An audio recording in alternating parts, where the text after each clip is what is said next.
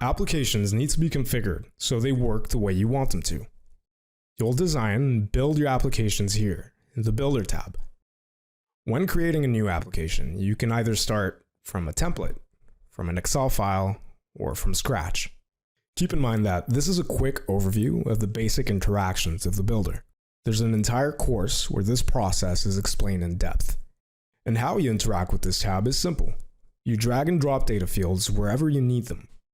You have the common data fields such as single line text, date, or files, and additional ones too under this dropdown.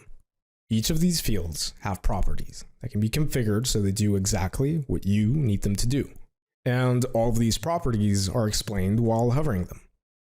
If you want to create data relations, you can use data relationships, and even link to a different application.